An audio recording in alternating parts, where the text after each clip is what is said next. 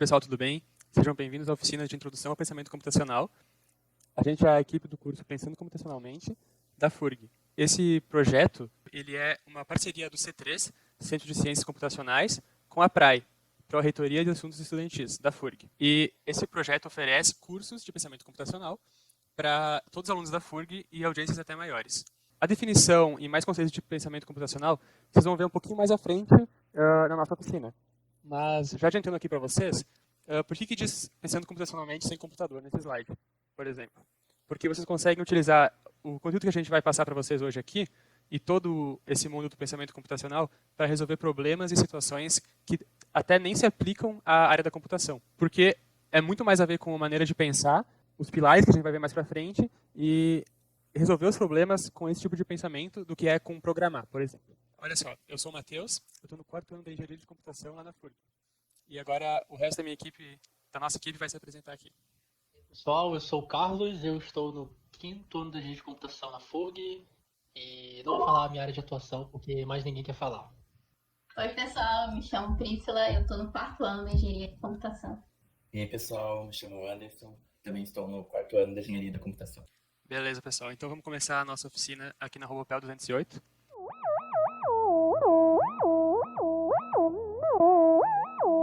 O primeiro tópico é a diferença entre hardware e software. Então, pessoal, o computador é composto por uma combinação de hardware e software. E ambos trabalham em conjunto para o funcionamento da máquina. Então, são componentes muito importantes e eles estão todo dia, constantemente em contato com a gente e ao nosso redor. Nós estamos utilizando eles.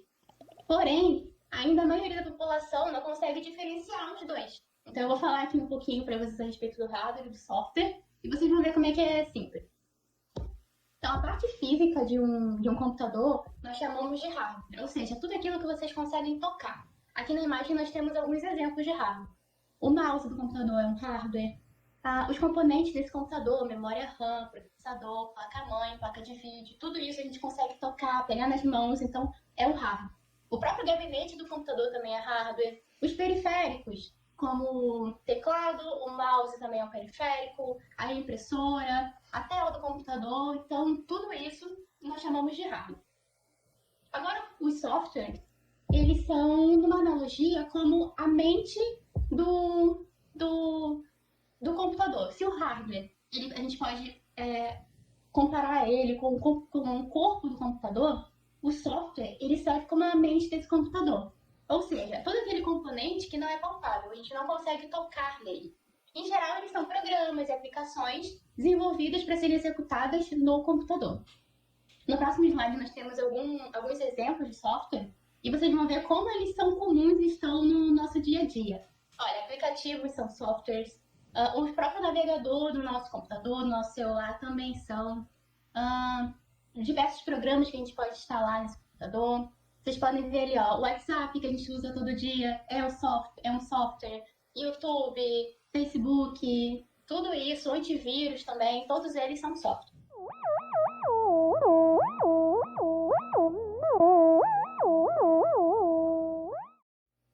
Bom, pessoal, o famoso pensamento computacional, né, que é o nome desse curso. O que é esse pensamento computacional? Vou falar um pouquinho para vocês a respeito disso.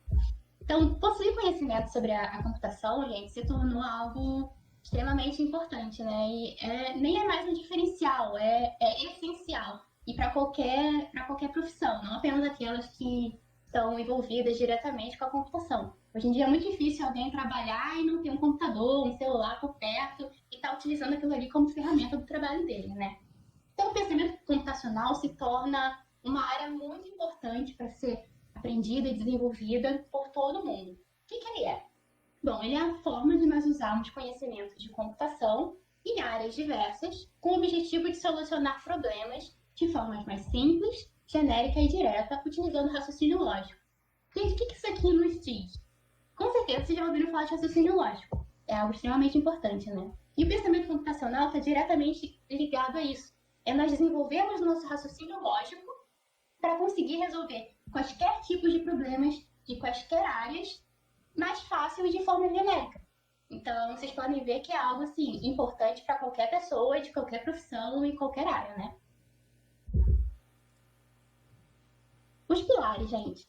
No pensamento computacional, nós temos 4 pilares: decomposição, reconhecimento de padrões, abstração e algoritmo. Esses pilares nos ajudam a otimizar o pensamento computacional na solução de problemas, e qualquer problema. Então, o que são esses pilares? A decomposição. No processo para a gente solucionar um problema, nós temos que primeiro iniciar decompondo ele em pequenas partes, de forma que aquele problema complexo, grande, fique dividido em partes pequenininhas que serão mais simples para nós resolvermos. No segundo pilar, nós temos o reconhecimento de padrões. O que é isso? É nós procurarmos por semelhanças entre os pequenos problemas que surgiram no primeiro pilar, e identificarmos os padrões que geraram cada um deles. Dessa forma, nós conseguimos solucionar de maneira mais rápida e eficiente aqueles problemas.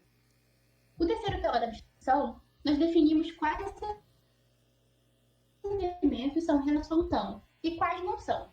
Então, dessa forma, nós conseguimos desenvolver e dar mais atenção àqueles elementos mais importantes e criar uma solução que seja válida para diversos problemas, ou seja, genérica. No quarto pilar é o algoritmo. Assim, no algoritmo, nós vamos englobar todos os 3 pilares primeiro, já que é o processo de criação de conteúdo de regras utilizado para a solução que nós procuramos. O algoritmo, sim, será a nossa solução final para aquele problema grandão que nós estávamos procurando resolver no início.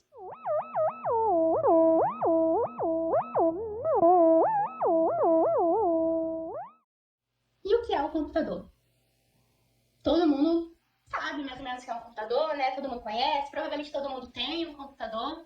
E eles, da mesma forma, estão ao redor de nós, a todo momento, todo dia. E nós sempre utilizamos eles, né? Então, vocês já pararam para se perguntar realmente o que é um computador? Bom, uma definição que nós damos é essa que está na tela. O computador é um dispositivo elétrico capaz de tratar e processar dados, preferencialmente de forma rápida. Tá aí uma definição de computador. Bem simples, né? Agora, existem diversos tipos de computadores, né? Vocês provavelmente já ouviram falar. É óbvio que os mais comuns são normalmente os que vêm à nossa mente primeiro quando nós nos perguntamos o que é um computador, ou quando alguém fala sobre o computador, nos vem à mente provavelmente um notebook, um desktop, um celular, que também é um computador, só que um computador portátil, né? Mas, pessoal, existem diversos tipos de computadores, dos maiores aos menores, e cada um tem as suas funções. Bom, em linhas gerais, o correto é dizer que o funcionamento do computador é dependente da colaboração entre o seu hardware e software que será executado. Isso é bem aquilo que eu já expliquei a respeito do hardware e software, né? Ambos estão trabalhando para o funcionamento do computador. Então, a gente nunca vai conseguir encontrar um hardware separado de um software e ele está funcionando completamente. Eles só conseguem exercer a sua atividade, a sua função, quando estão em conjunto. Um sem o outro não funciona muito bem. Bom, assim, nós podemos perceber que o computador não sabe sozinho o que fazer, ou seja, ele precisa seguir instruções bem definidas, isso é, pouco ambíguas, para realizar cada ação que queremos que ele faça, seja reiniciar ou abrir a calculadora. Então, pessoal, a gente sempre pensa que o computador é um dispositivo super inteligente, né? Ele sabe resolver tudo, ele resolve tudo rápido, é mais inteligente do que o ser humano, só que isso não é bem a verdade. O que acontece? O computador, ele não sabe fazer as coisas sozinho. Se a gente pedir para ele resolver algo que não foi definido para ele antes, ele vai ficar parado e não vai saber o que fazer. Então, somos nós que explicamos para ele o que fazer e como. Aí sim, depois que nós explicamos para ele, ele consegue resolver aquilo de forma bem mais rápida que a gente. Porém, essa explicação não é de qualquer maneira. Ela não pode ser ambígua. O que é ambígua? Ela não pode dar espaço para segundas opções. Ou ele faz aquilo, ou ele não faz. Não pode ser, você pode fazer isso, ou aquilo, ou aquilo, ou aquilo. Se nós dermos muitas opções para o computador, ele não vai saber qual escolher. Então, quando a gente está explicando para ele como resolver um problema, nós temos que definir aquele passo a passo para a solução do problema, com passinhos bem pequenininhos, etapas bem definidas, sem ambiguidade, para que o computador consiga depois fazer sozinho. Um conjunto de instruções é, então, o que forma o software. Em geral, um programa nada mais é que a execução de tais instruções de forma estruturada, em algoritmo. Então aí tá o que é o software, né? Ele é um conjunto de instruções, ele é aquele passo a passo de como resolver alguma coisa. Todo passo a passo que a gente monta para resolver algum problema se chama um conjunto de instruções. E se qualquer pessoa ou qualquer computador seguir aquele passo a passo, ele estiver bem definidinho, bem certinho, eles vão conseguir resolver o mesmo problema. Então é isso que o software faz. Ele tem lá vários conjuntos de instruções de como resolver vários problemas. E aí, dessa forma, ele consegue fazer de maneira rápida e corretamente.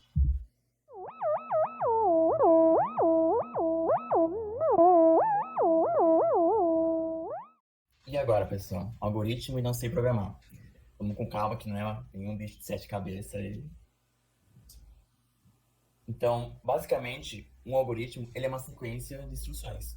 É bem similar a uma receita e até a gente utiliza como exemplo ela. E não é necessário saber programar para você fazer um algoritmo. Você só precisa seguir uma sequência de instruções lógicas. Então, aqui agora a gente vem com uma pergunta clássica para começar a exercitar. Quais instruções você daria para um robô para ele passar por uma porta?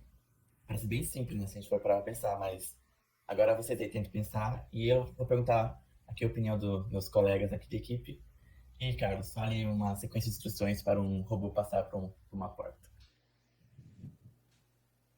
Vai andando direto, levando tudo até a porta abrir e ele conseguir atravessar. E Matheus, fale a sua aí. Passa pela porta. Passa pela porta, simples assim. E você, Pri? Pode ser simples assim, né? Bom, vou falar para ele encontrar uma porta e passar por ela.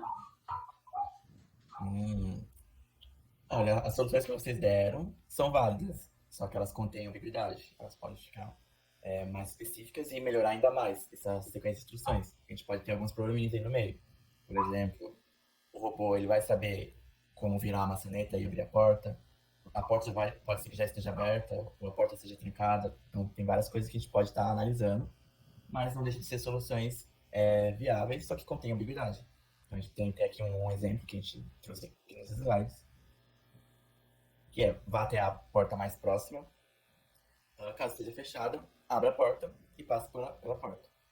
Essa é uma resolução válida, só que ainda contém bastante ambiguidade e a gente precisa deixar ela mais específico para a gente conseguir dar as instruções certinho para o robô, porque se a gente não der as instruções totalmente com as especificações, o robô não vai saber realizar. Então, o robô ele não sabe realizar instruções com ambiguidade.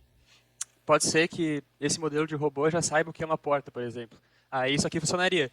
Mas se ele não sabe o que é uma porta, a gente também teria que explicar para ele, isso aqui é uma porta. E depois a gente fala, vá até a porta mais próxima a você. Sim. Agora a gente tem um desafio, que é da Torre de Hanoi. A gente tem aqui na imagem à esquerda 3 discos, um menor vermelho, um médio amarelo e um grande que é azul. Todos eles inicialmente estão ali na haste A. E o desafio é passar todos esses discos para o haste C, como demonstra ali na imagem à direita. Só que não podemos colocar uma haste maior em cima de uma menor. Então, tente pensar aí um pouquinho e, enquanto isso, a gente vou pedir também a opinião aí dos meus colegas, o que eles acham que a gente pode estar fazendo aí, Matheus. Deixa eu abrir aqui o interativo então. Aqui. Aqui, esse aqui é um desafio online da Torre de Hanoi. Então, quer tentar aí? Primeiro aí, Vamos lá. Matheus? Alguém fala o que eu tenho que fazer aqui. Dá uma instrução aí bem definida. Tá, coloca a haste menor na torre 3. Ó, tô falando aleatoriamente, sem pensar. Tá. Agora, Acho que no Torre 2. Esse aqui, Torre 2? Torre 2. Agora da torre 3 na torre 2. Assim. Vai dar certo, hein? agora Torre o 1 para grande 3? na torre 3. Isso, Esse aqui. isso.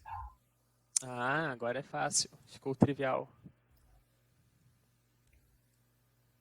Isso aí. Olha só, Conseguimos. Boa. bem simples.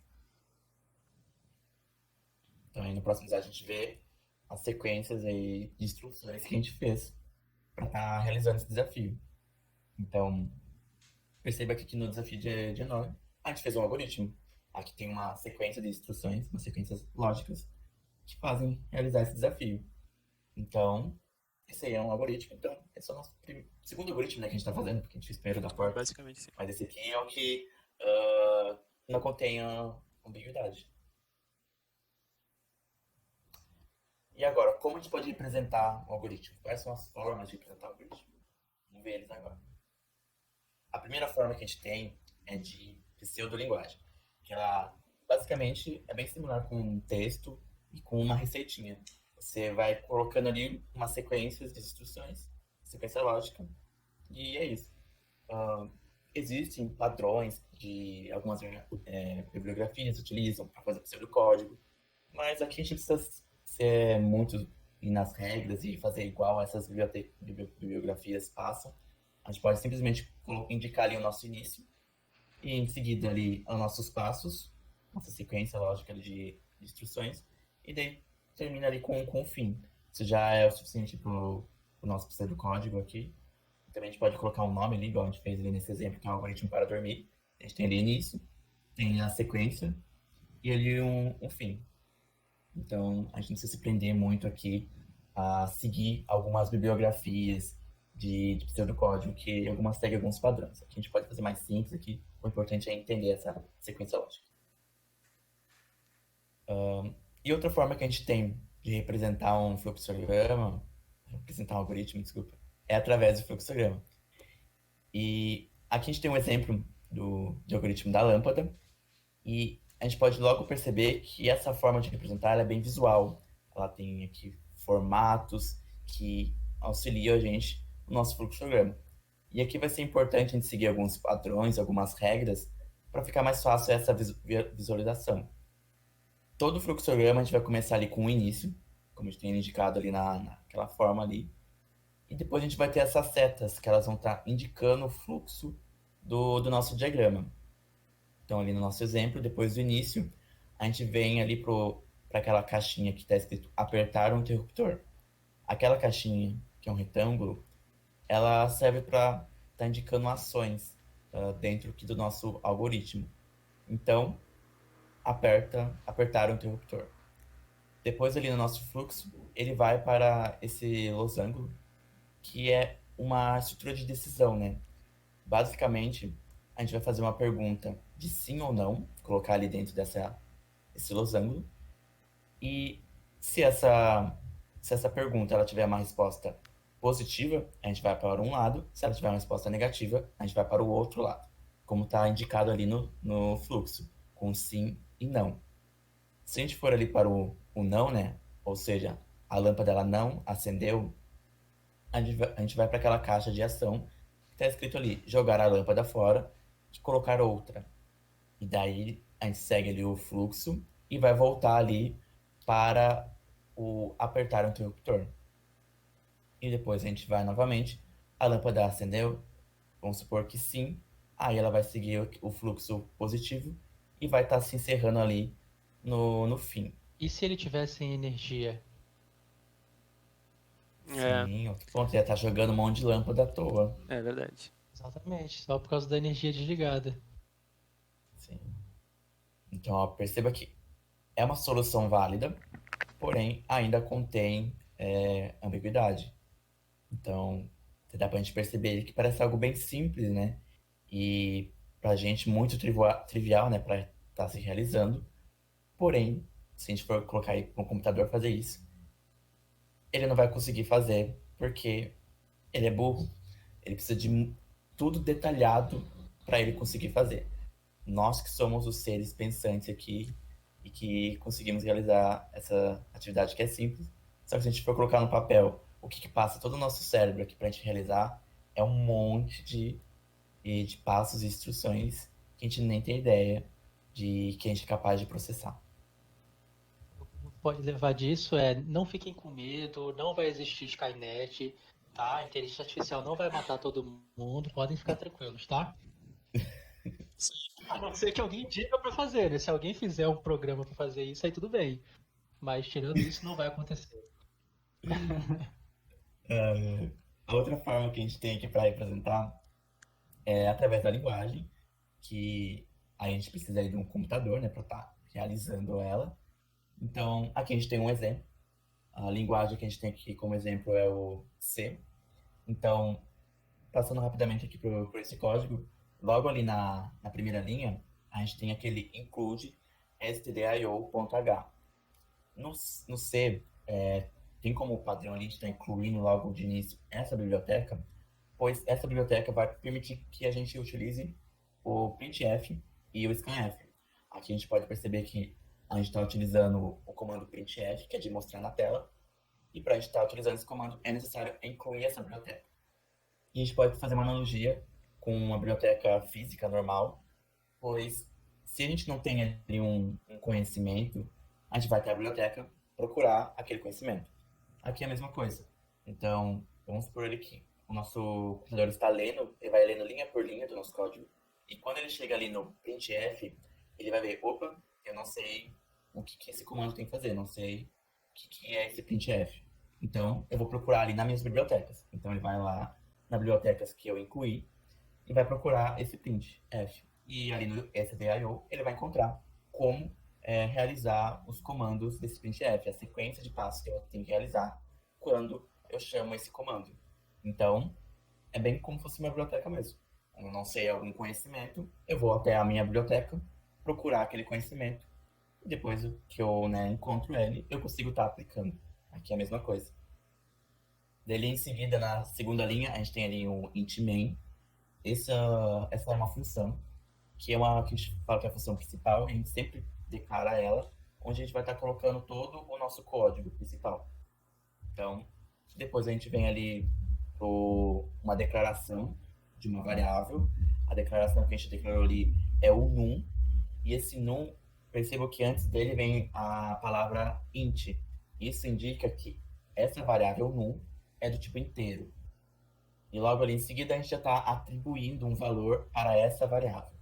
Então a gente tem a nossa variável num ali, e a gente está utilizando ali o operador de atribuição, que é de 1 igual apenas, e a gente atribuiu o valor 10 à nossa variável num. Então a partir daquele momento, minha variável num tem o valor 10. E depois ali a gente tem vários prints seguidos, que basicamente eles vão mostrar o texto que está ali entre aspas na tela do computador, ou seja, vai mostrar para o usuário. Então, vou ler ali. Eu não sei o valor da variável. Você quer saber o valor da variável num? Então, vou te falar. A variável num é igual a 15. Brincadeira. A variável num é igual a 37. Tá bom, agora é sério. A variável num é igual a... Daí a gente tem ali um % de, e logo em seguida, aqui, quando a gente fecha aspas, a gente tem uma vírgula e num. Esse %d, ele serve para a gente estar pegando um valor de uma variável nossa, do nosso código. Então, a gente quer mostrar o valor da variável num, a gente precisa de 10%d para estar mostrando ela. Esse d, ele indica que é de inteiro. Se ele fosse um outro tipo de variável, ia estar mudando, ia ser %, outra letra. Mas como a gente está trabalhando aqui com um número inteiro, com a variável do tipo int, a gente coloca 1% e logo em seguida o d, que indica que é uma variável do tipo inteiro. E depois ali do nosso final de texto, que a gente coloca uma vírgula, a gente coloca a variável que a gente quer que mostre ali esse %d. Para quem não é familiarizado, é muita coisa, né? Mas o que acontece é que, como a linguagem C, que é essa do exemplo, ela é uma linguagem real para o computador rodar, e ela é muito antiga também, ela tem muitas coisas que a gente chama até de burocracia da linguagem que precisa ter para ela funcionar. Por exemplo, a declaração da biblioteca, a abertura de uma função chamada main, o retorno no final de zero, o uso de ponto e vírgula, né? Uma coisa que é muito específica dessa linguagem e algumas outras. Mas o importante é que o algoritmo em si, a resolução, ainda é a mesma do que se fosse feita em pseudolinguagem ou fluxograma. A forma de pensar é a mesma. A única diferença é que a gente está traduzindo, adaptando para a linguagem C, por exemplo, aqui nesse caso. A gente só adapta o nosso pensamento, a nossa maneira de pensar computacionalmente para a linguagem e as ferramentas que ela nos permite e a burocracia que ela necessita que a gente aceite, né, basicamente. Sim, e nem se fique preocupado, tipo, nossa, não tô entendendo o que tá acontecendo ali. Que nem é o objetivo vocês entenderem o que tá escrito aí logo de cara. A gente só colocou ali como exemplo e a gente acha legal tá passando, explicando cada linha, para também vocês terem uma ideia do que se trata, mas não é o objetivo vocês já estarem sabendo o que está acontecendo tudo aqui e sair programando. Não, não é essa a ideia. A ideia só é mostrar mesmo e explicar o que está acontecendo. Se vocês entenderem, né, que aqui é um algoritmo e que ele está seguindo uma sequência de passos, show, é isso que precisa se entender nesse slide. E tudo isso é explicado também no curso, né? Então, a gente vai falar isso mais a fundo durante o curso.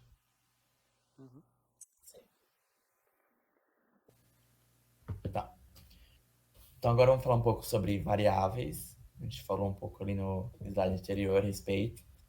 Mas de uma forma bem simples e lúdica, a gente poderia dizer que uma variável é um tipo de dado que a gente vai estar guardando na nossa memória. E a nossa memória do computador, ela é separada, a gente pode dizer, por vários bloquinhos. E cada bloquinho, ele é capaz de armazenar um valor, ou alguma coisa ali dentro dele. Então, a gente vai aqui com um exemplo, pegar ali um espaço da nossa memória, um bloquinho, ou uma caixinha, né? E vamos dar o nome para essa caixinha aí de valor. Então, a partir de agora, eu tenho uma variável que se chama valor, e essa variável valor, ela tem um espaço na memória. Ela tem ali uma caixinha para ela. Aí, eu posso estar colocando um valor dentro dessa caixinha. Que no caso aqui, como exemplo, a gente colocou 2012. Então, eu tenho ali uma caixinha ali na memória, um bloquinho da memória, que se chama valor, e dentro dele tem o valor 2012. Então, basicamente é assim que seria o que estaria acontecendo de uma forma bem simples dentro do computador, quando a gente declara uma variável e guarda um valor na variável. Então, basicamente é isso. Até ali tem um exemplo ali, quando a gente coloca ali valor igual a 2012, isso na linguagem ali, a gente está atribuindo, né, um valor para a variável valor. E logo ali em seguida a gente tem ali mostrar valor. Quando a gente vai mostrar esse valor na tela, a gente coloca ali para mostrar, o computador ele vai até ali nossa memória, vai procurar a caixinha valor e vai mostrar o conteúdo o que tem dentro dessa caixinha valor, que no caso ali é o nosso número 2012.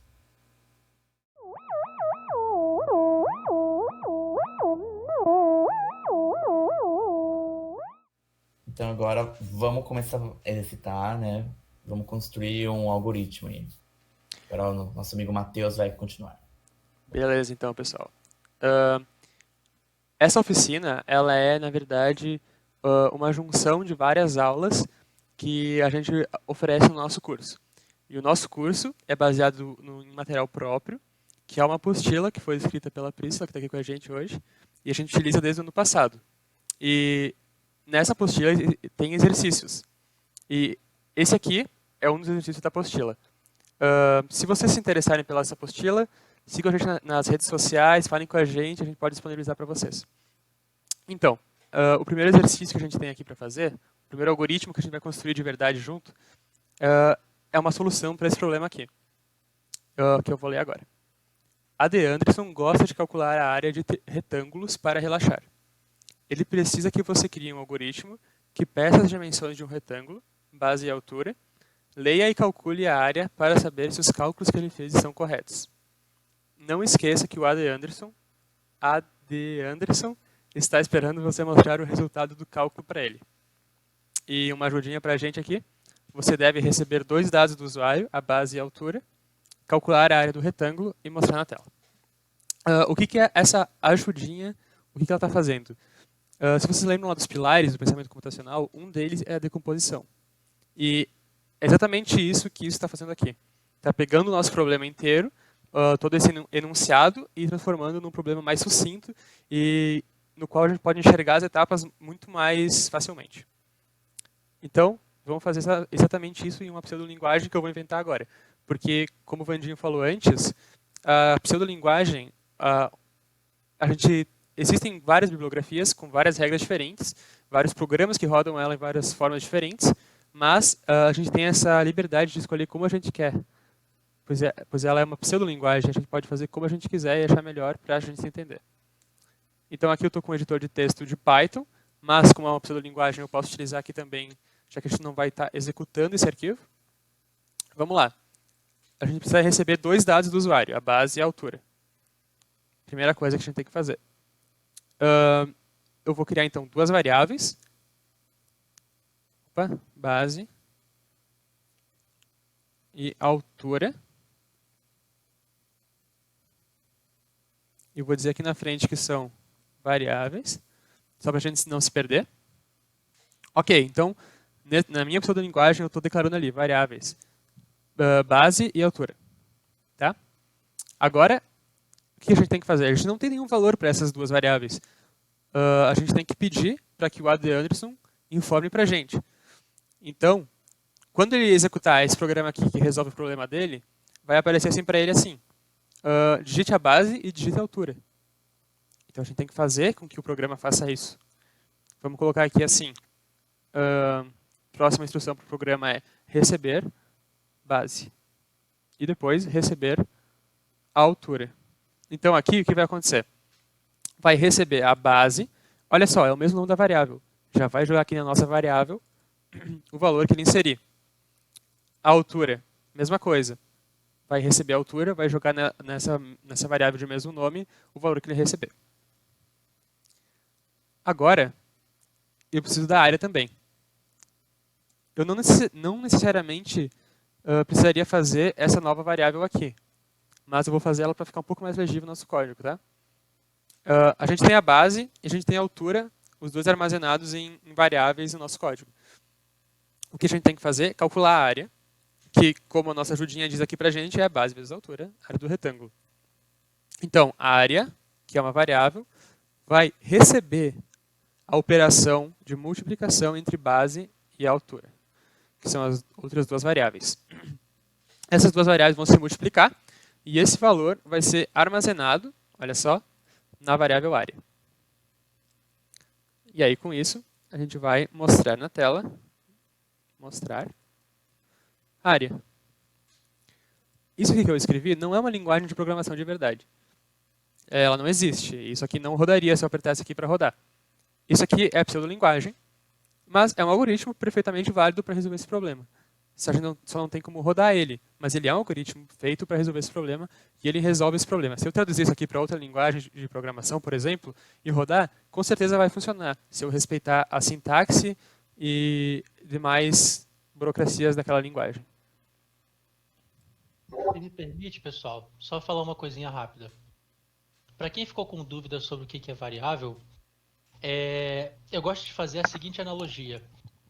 Sabe aqueles armários de escola americana, todos quadradinhos, sabe? Pensa numa variável como se ela fosse um armarinho daquele ali. Então, quando você declara uma variável base, altura e área, você está separando 3 armários daqueles. E em cada armário você está colocando um conteúdo nele. Tá? Nesse caso, o conteúdo que a gente está colocando são os valores da base, da altura e da área, que são valores inteiros, provavelmente, né? 1, 2, 10, 20. Então, o que a gente faz? A gente guarda esses valores nesses armários, porque a gente não pode deixar esses valores em qualquer lugar, né? Senão o computador esquece. Então, ele tem que guardar esses valores em algum lugar, se chamam variáveis. E aí, quando ele quer fazer alguma conta ou pegar alguma informação, ele vai lá nesse armário, pega o conteúdo que está ali, no nome daquela variável, retorna, faz alguma coisa, atualiza lá. Boa. Entendeu? Então, o que ele fez? Ele pegou o conteúdo que estava no armário base, multiplicou pelo conteúdo que estava no armário altura e colocou no armário área que estava vazio. Tá? Bem legal, gostei. E o conjunto de armários, então, seria a memória do computador, né? Se todo mundo conseguiu pegar aí a analogia. Bem interessante, né? Eu queria falar algo a respeito da pseudolinguagem que o Matheus inventou, pode estar alguém aí se perguntando, tá, mas para que então que eu estou escrevendo essa pseudolinguagem se ela não é uma linguagem de programação de verdade? E se eu tentar rodar, não vai funcionar? Qual é a utilidade disso, né? O importante, gente, é nós conseguirmos resolver um problema, não necessariamente saber todo o detalhe de uma linguagem de programação e conseguir montar alguma coisa nessa linguagem. Porque a dificuldade não é você programar, a dificuldade é você resolver um problema. Se você consegue resolver um problema e definir as instruções, seja em qualquer linguagem, uma pseudolinguagem, um fluxograma, fica muito mais fácil de depois você pegar isso e passar para qualquer linguagem de programação que exista. Então, você não vai encontrar um programador que conhece todas as linguagens de programação que existem e sabe programar em todas. Isso a gente vai pesquisando ali, vai vendo, como é que faz isso aqui na linguagem tal, como é que faz isso aqui na linguagem tal. Agora, você não vai encontrar lá no Google como é que resolve o problema X que eu tô tendo, que não sei o quê. É muito mais importante você saber resolver esse problema sozinho do que você saber como é que é a variável na linguagem X, como é que é a função na outra linguagem, que não sei o quê. Então, é para isso que serve a pseudolinguagem, que serve o fluxograma. Eles não são, assim, dispensáveis, sabe? Eles têm a sua importância justamente para isso. Isso mesmo. Acrescentando também que a fala da Priscila, muitas vezes a gente pode pensar, nossa, um negócio básico que eu vou aprender aqui e nunca mais vou usar. Nós aqui, a gente continua utilizando pseudocódigo e fluxograma também, e principalmente quando a gente vai fazer um código mais complexo, um código maior, é necessário você ter um planejamento antes, você ir fazer um pseudocódigo ou um fluxograma, porque fica mais fácil de você visualizar e já se preparar para algumas restrições que pode acontecer ali no código. Porque o que acontece, que muita gente acaba fazendo, e de forma errada, é já chegar querendo programar e ali no computador, tal, fazendo os códigos. Só que vai chegar um ponto que você vai ali programando e fazendo seu código, você vai se deparar com problemas e o seu código vai começar a ficar confuso, porque você vai ter que mudar algumas coisas, vai ter que apagar. Vai chegar um ponto que o seu código vai estar tão bagunçado que vai compensar muito mais você simplesmente começar do zero do que tentar ver o que está acontecendo ali. Então, por isso que é muito importante a gente fazer um planejamento antes. E esse planejamento a gente consegue fazer utilizando um fluxograma, utilizando o pseudocódigo. A gente vai, escreve ali no papel, desenha setinhas, tudo, vê o fluxo do código, as instruções, e daí a gente já consegue ter ali uma ideia e se preparar para quando a gente for passar aquilo para código.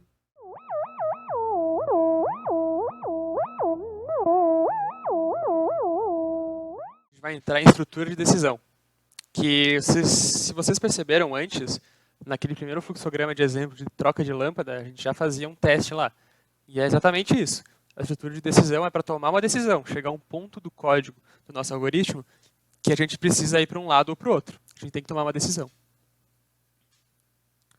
Olha só, o postulado é o seguinte. E se a gente quiser mudar a mensagem mostrada a AD Anderson, dependendo do resultado do cálculo da área, nesse exemplo anterior? Por exemplo, se a área for maior que 200, queremos mostrar, nossa, a área deu o valor da área. Se não, ou seja, se for menor ou igual a 200, queremos mostrar a área igual a valor da área. O que isso significa realmente? Significa que a gente vai chegar no cálculo da área, a gente vai ter o valor, e aí a gente vai estar no momento que a gente precisa tomar uma decisão. Nosso programa, nosso algoritmo precisa tomar uma decisão. Que é da seguinte forma. Se, olha só, a área for maior que 200, então fazer alguma coisa, mostrar aquela mensagem lá. Se não, ou seja, se a área for menor que 200 ou igual a 200, vai mostrar aquela outra mensagem. E no fluxograma, como a gente tinha visto antes naquele exemplo, é representado por um losango. Esse teste. A gente tem aqui dentro a pergunta, a condição, e se ela for verdadeira, a gente segue o caminho do sim, e é feito aquilo ali. Se não, ela segue o outro caminho. E aí, depois disso, vai seguindo o fluxo próprio a partir daquele caminho que foi escolhido. Vamos fazer essa alteração aqui, então, rapidinho aqui no nosso código. Olha só. A gente tem a área calculada. O que a gente vai fazer agora vai ser o seguinte. A gente vai ser C. Vamos colocar aqui dentro da condição. Se a área for maior... Opa, área maior que 200... Se a área for maior que 200, então a gente vai mostrar na tela qual era a mensagem que pedia para a gente colocar. Nossa, a área deu o valor da área. Nossa. A área deu. E agora aqui, dependendo da linguagem que você estiver utilizando, você vai seguir uma regra diferente para colocar um número junto com as palavras, tá? Que são tipos de dados diferentes. Aqui na minha pseudolinguagem eu vou dizer que é uma vírgula e vai a variável aqui, tá? Então aqui, essa mensagem aqui vai ser, nossa, a área deu o valor da área. E se isso aqui falhar, ou seja, se não, vou mostrar a área é igual a área também. Olha só, o valor da área não muda. Esse teste aqui vai ser executado. Se ele der certo, se a área for maior que 200, a gente vai mostrar isso aqui na tela, que é a mensagem mais o valor. Se não, a gente vai mostrar outra mensagem mais o valor. E agora a gente tira esse comando aqui, ó, porque ele é desnecessário. Beleza? E aqui tem uma pequena charge sobre a estrutura de decisão, chamada de vidadeprogramador.com.br. E é o seguinte, ó. Cara, eu nunca vou entender as mulheres. Ninguém vai, mas por que você diz isso? Minha esposa me pediu para ir ao mercado e disse, traga 6 ovos. Se tiver batatas, traga 9. Tinha batatas, aí ela só ficou brava porque eu levei só os 9 ovos. Vai entender, o outro diz. O que acontece? Se a gente for pensar algoritmicamente, traga 6 ovos. Beleza, uma instrução. Se tiver batatas, traga 9. E aí o cara levou 9 ovos porque ele entendeu que se tivesse batatas era para levar 9 em vez de 6. Seria um outro caminho que ele estaria seguindo nesse algoritmo mental dele aí. E aqui tem mais um exemplo de estrutura de condição e decisão, que é a mesma coisa, condição, decisão. Tá? Chega numa condição e decide o que fazer a partir dela, ou chega numa condição e decide o que fazer a partir dela. São nomes diferentes para a mesma coisa. Esse algoritmo aqui para acender a lâmpada, como a gente viu antes também. E é assim, ó. Inicia o algoritmo. Se a lâmpada está no suporte, então apertar o interruptor. E aí dentro disso, ou seja, se a lâmpada estiver no suporte, a gente faz outro teste. Se a lâmpada não acendeu depois de ligar o interruptor, então a gente tira a lâmpada e joga ela fora. Beleza? Esse é um caso. Se esse teste aqui der certo, a gente aperta o interruptor e faz outro teste, para ver se funcionou. Se isso aqui der tudo errado, ou seja, a lâmpada não estiver no suporte, esse teste aqui falhou, a gente vai pegar a lâmpada e enroscar no suporte. Voltar para o início, ou seja, volta para cá, e aí a gente vê, a lâmpada está no suporte, agora ela está, a gente enroscou. Aperta o interruptor, faz outro teste, e aí depois não vai cair nisso aqui, porque esse teste deu certo, e vai acabar o algoritmo.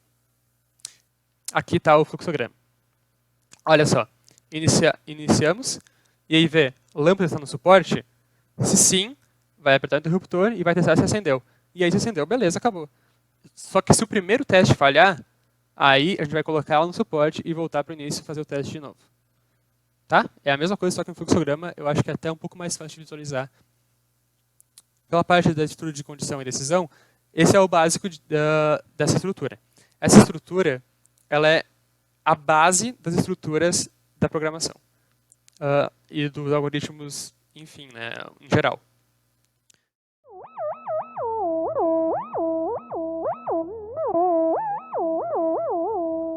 Agora a gente vai mostrar para vocês alguns exemplos em linguagem de programação. Para vocês entenderem melhor como funciona a programação de algoritmos no dia a dia mesmo, tá? Para quem programa para computadores. Então, uma linguagem de programação, que ela trabalha junto com um programa chamado ou compilador ou interpretador, que basicamente vai ler os comandos da linguagem e traduzir para código de máquina, que é zeros e uns, código binário. Por quê? Porque o computador, na sua essência, ele só entende esse código aqui. Ele só consegue entender as instruções que estão chegando a ele se elas estiverem nesse formato, se elas forem traduzidas para código binário, que é o mais baixo nível possível. É zeros e uns, são pulsos altos e pulsos baixos. Tá? Então é isso que um compilador, um interpretador faz com uma linguagem de programação, com um arquivo programado naquela linguagem. E são várias linguagens de programação que são utilizadas hoje em dia. Essas aqui são só algumas. Se eu não me engano, são as mais populares do momento ainda. A gente tem aqui C++, Java, PHP e Python. Cada uma delas, como a gente falou antes, tem suas diferenças, e são grandes diferenças. Elas são usadas para casos diferentes. Tem algumas que não funcionam para algum tipo de programa, algumas que são mais lentas que as outras, mas são melhores para ler, por exemplo. Enfim, existem vários recursos na internet e bibliografias que falam sobre as linguagens de programação diferentes. É até um campo de estudo isso. E, dependendo do seu projeto, você vai escolher uma linguagem de programação. Seja porque a ferramenta que você está trabalhando só suporta essa linguagem, seja porque você acha que essa linguagem é mais fácil para você aplicar no seu projeto, ou seja porque só desenvolveram alguma coisa que te facilite muito no teu projeto para essa linguagem. Ou seja, você não vai reinventar a roda só para fazer em uma linguagem que você já conhece, por exemplo. É mais fácil entender um pouquinho das diferenças e sair fazendo com algo que já está um pouco pronto. Tá? São exemplos. A gente escolheu utilizar a linguagem Python aqui, porque ela é muito próxima a um pseudocódigo se o pseudocódigo fosse em inglês. Ela é basicamente em inglês, escrito com alguns símbolos especiais, tipo parênteses, aspas, pontos, e ela é mais legível do que as outras em regra geral. Tá? E vamos mostrar aqui alguns exemplos dela em funcionamento. Como a gente usou antes o comando mostrar para mostrar na tela alguma coisa, tipo aqui. Ó. A gente mostrou essa mensagem e essa variável, o valor dessa variável. Agora, a gente vai utilizar print. Esse comando print é até bem padrão das linguagens. Tá? No caso aqui, eu vou colocar rodar esse comando aqui exatamente. Tá? Print hello world. Por que vai rodar? Porque esse programa que eu estou usando aqui, ele é feito para rodar Python. Tá? Se eu colocasse alguma coisa em C aqui, não ia rodar. E ele vai chamar o interpretador Python e vai rodar aqui no meu computador. Tá? Esse comando de mostrar, simplesmente vai mostrar na tela. Abriu aqui do outro lado. Vocês estão vendo aqui? Aí, ó. Deixa eu só redimensionar. Hello world. Mostrando na tela para mim essa frase. A gente tem o comando input para receber um dado do usuário. Então eu vou colocar aqui o que está escrito ali. Olha só. Essa função input é receber, como a gente estava fazendo antes. Tá? Ela recebe do usuário e guarda nessa variável texto o que ele digitar. Tá bom? Eu vou rodar aqui. Então, rodando aqui, pede para a gente digitar uma palavra como a gente já esperava. Eu vou digitar aqui Carlos. Tá? A palavra que eu digitei foi Carlos. E isso apareceu 2 vezes. Por quê? Porque as 2 vezes, esses 2 comandos fazem a mesma coisa, só de formas diferentes. Várias linguagens têm isso de ter várias formas diferentes para realizar alguma coisa.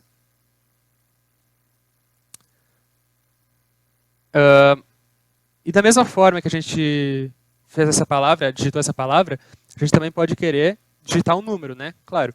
Por exemplo, para fazer uma conta. Então, se a gente vai digitar um número inteiro, por exemplo, a gente tem que dizer para o nosso computador que a gente está esperando um número inteiro. Olha só, eu troco aqui e eu coloco esse int. Tá? Esse int vai transformar o conteúdo recebido em formato inteiro. Tipo de dado inteiro. Então aqui eu vou mudar isso aqui para num e tirar essa mensagem aqui. Vou mudar para número. Digite um número. E aí o número que você digitou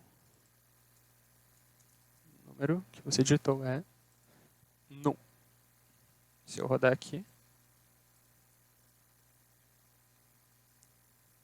digite um número, 25. O número que você digitou é 25. Perfeito. Usamos o comando str variável para converter variáveis do tipo número para texto. Então, olha só, a gente pegou aqui esse número, a gente converteu para formato inteiro. E se a gente quiser mostrar na tela, a gente pode fazer assim, ou se a gente quiser mostrar vários números de uma vez só, por exemplo, a linguagem Python ela já tem uma limitação, ela não vai deixar. Você vai ter que usar várias palavras e concatenar elas, por exemplo, com mais. Essa é uma das formas, tá? Então, olha só, eu tenho essa palavra aqui, essa frase aqui, né, que é string, ou seja, str, é um texto, é o tipo de dado dessa parcela aqui da minha função. Eu vou ter que fazer isso também para o meu número. E eu uso essa função str para transformar ele em string também, em texto. Junto um texto com outro texto, e isso deve funcionar para mostrar na minha tela isso tudo. Vamos digitar um número aqui, 37. O número que você digitou é 37. Funciona da mesma forma também. Está concatenando só que dessa vez está concatenando dois pedaços de texto, tá? Tá, então, a última coisa que a gente vai ver de Python é o que a gente viu também em pseudolinguagem e fluxograma, que é a estrutura de decisão. Como que a gente pode fazer isso em Python? É basicamente a mesma coisa, a gente só vai usar em inglês. Acreditem ou não, é quase só isso que muda, tá? Então a gente vai copiar esse código que está aqui. Vamos dizer que a variável num já começa em 3, tá? E aí, if, ou seja, se num for menor que 10, print, mostrar na tela, variável num é menor que 10. É isso, né, que está aqui. Ponto. Else, se não, print, num, é maior que 10. Olha só, a gente vai fazer um teste. Se esse teste é positivo, vou mostrar na tela. Olha só, a variável aí, o conteúdo que tu colocou é menor que 10, se não, vai dar é maior que 10, antes era menor. E como está um valor definido, isso nunca vai mudar, sempre vai passar esse teste, tá? Mas olha só. 3 é menor que 10. Certo. Entrou nesse primeiro teste aqui. Foi aqui e acabou o algoritmo. Se eu colocar 25 e rodar, 25 é maior que 10. Olha só, ele fez esse teste, falhou, veio pelo outro único caminho que tinha. Beleza?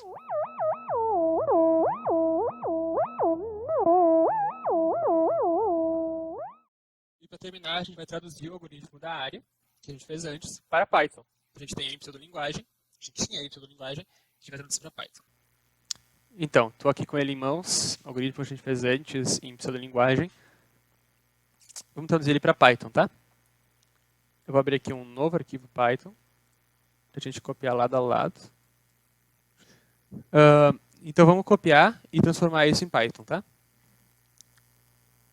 primeira coisa que a gente vai fazer é receber os valores. Em Python a gente pode fazer isso direto quando a gente declara a variável. Olha só, eu estou criando a variável base e já estou dizendo para ela que eu quero receber um valor inteiro do meu usuário. Tá? E eu vou até colocar uma mensagem para ele assim, ó, digite a base. Aí eu vou, como um bom programador, copiar e colar. E vou colocar altura, digite a altura. Certo? Então essas variáveis estão criadas, declaradas e recebendo os valores. Agora eu vou fazer o cálculo. A área vai receber base vezes altura. If.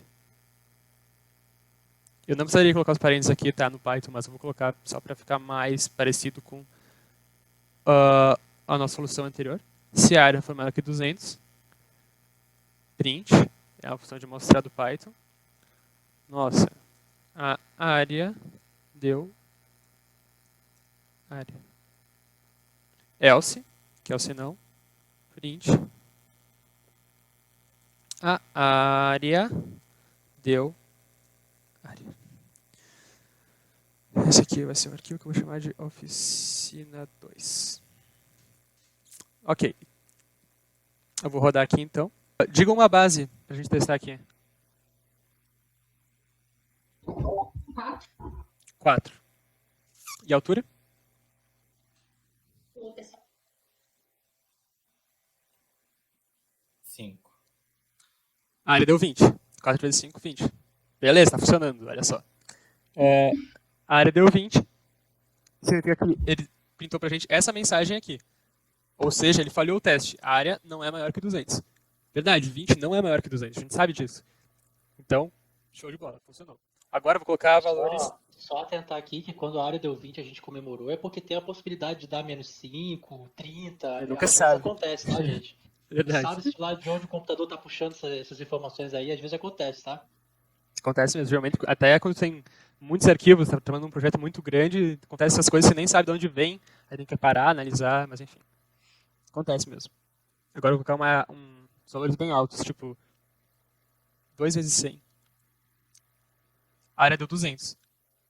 Ué, tá certo. Ele entrou aqui no senão, porque a área não é maior que 200, ela é igual a 200.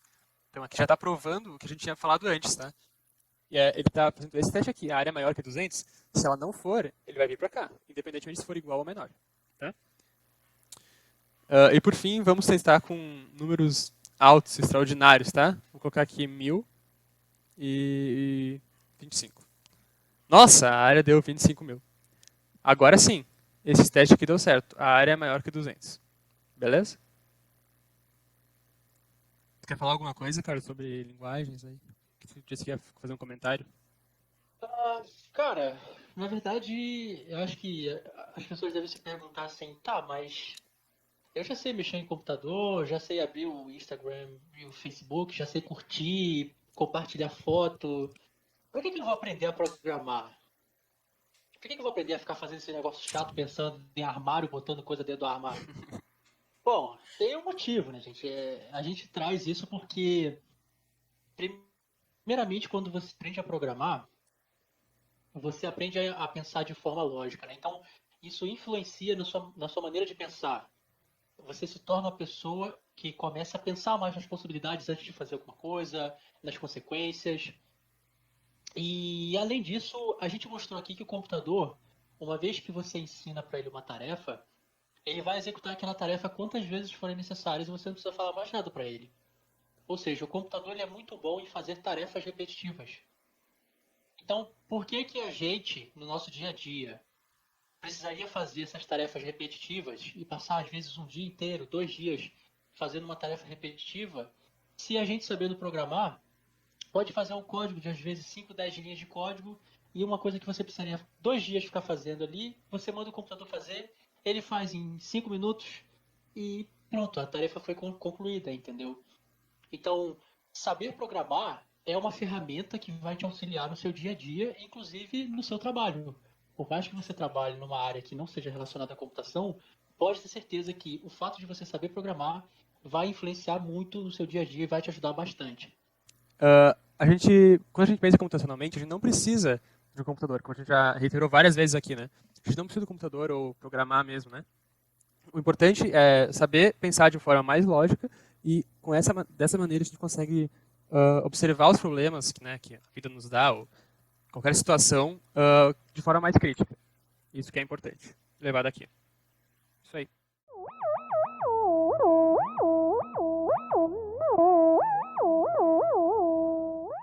Obrigado aí, pessoal, pela atenção.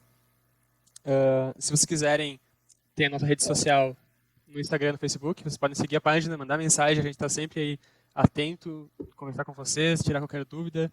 Se vocês quiserem se inscrever para as próximas turmas, também no nosso curso completo, a gente está sempre aí também. isso aí, pessoal. Tchau. Muito obrigada por vocês terem ficado aí esse tempinho com a gente, aprendendo um pouco sobre o assunto durante a quarentena aí, aprendendo coisas novas, né? Então, muito bom vocês estarem com essa vontade de aprender mais. E bora entrar no mundo da programação, gente. É muito bom pensar computacionalmente, pensar de forma lógica. Vocês podem ter certeza que vai fazer uma diferença na vida de vocês, tanto pessoal quanto profissional. É muito importante. Isso aí, pessoal. Muito obrigado por comparecer aqui e assistirem a nossa aula. Valeu. Valeu.